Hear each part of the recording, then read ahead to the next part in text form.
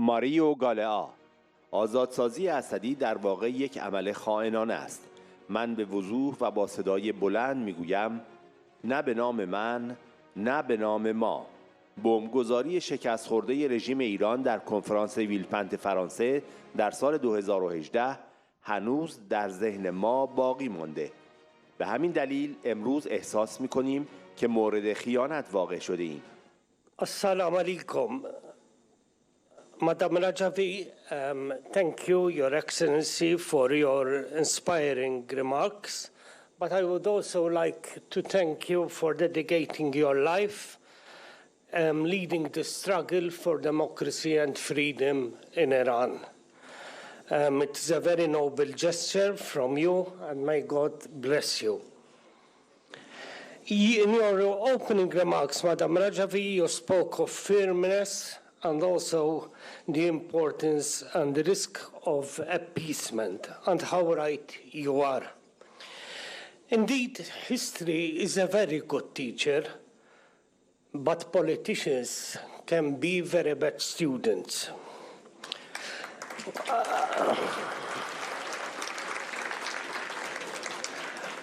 World leaders are repeating the same mistake with the Iranian regime. By the appeasement of the Iranian regime, the West is just condemning years and years of further suffering to innocent Iranians. When the West is appeasing the Iranian regime, they have blood on their hands. Because appeasement will prolong the suffering of the Iranian people, including women and children. And I would say, how cruel, how insane, how stupid, how short-sighted. Let me refer to Belgium. Belgium, as a founding member of the European Union, is betraying the same values of the European Union. I would say that the action of Belgium in sending and freeing Asadi is actually an act of treason against the European Union. As a proud citizen from Malta, who is a member of the European Union, I would say clear and loud to Belgium, not in my name, not in our name.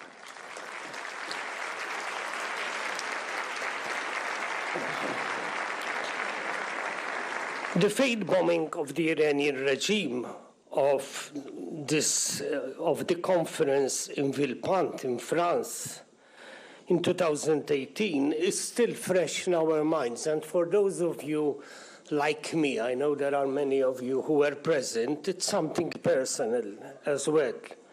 That is why today we feel angered and betrayed by the Belgian government in its decision to appease the Iranian regime by releasing Asadi, the Iranian terrorist convicted for this foiled terrorist attack.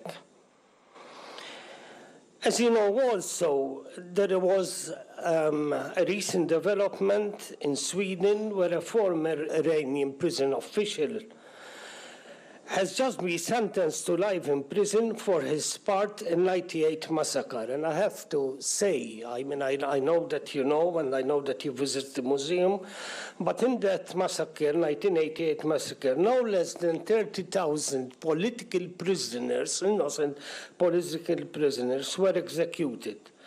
So now I have it official. I'm referring to Raisi. Raisi is a war criminal. He was one of the judges who condemned those innocent persons to death, despite the fact that he knew that they were innocent.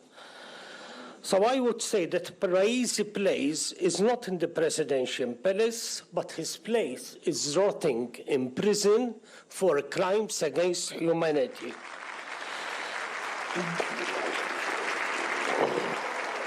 This is why we strongly demand and support an independent inquiry into the 1988 massacre. Criminals like Raisi have to pay for their crimes, and means that they have to pay for their crimes. This is not revenge. This is justice. This is what justice is about. And I am reminded of the famous quote by Nelson Mandela, and I quote, "I learned that courage is not the absence of fear, but the triumph over fear.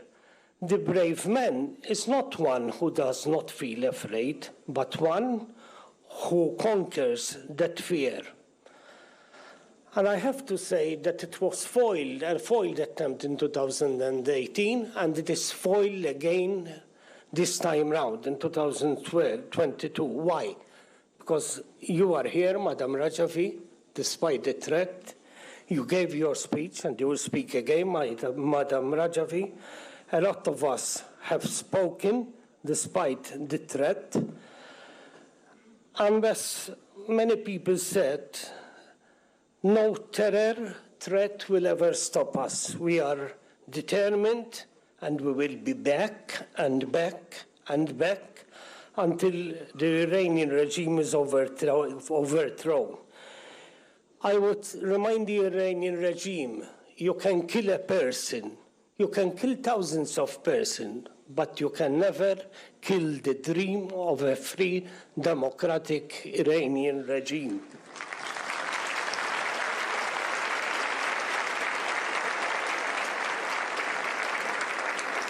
We are proud, to conclude, I would say that we are proud to support the massive uprisings in Iran. We should not be ashamed that we are supporting the uprisings of people in Iran. Because as Victor Hugo, the French poet, the famous French poet said, when dictatorship is a fact, revolution becomes a right. When dictatorship is a fact, revolution becomes a right. The Iranian regime is becoming more isolated, more weak, and it is now hanging by a thread. In the meantime, the NCRI, under the leadership of their very able Madam Rajvi, is the only viable, credible alternative for a free democratic Iran. Thank you, Madam Rajvi and NCRI, for everything you're doing for the Iranian people. To my dear brothers and sisters in Iran, I would say the end of the Iranian regime is fast approaching. Your victory is now imminent. May God bless you all. May God bless the people of Iran. May God bless a free, democratic Iran.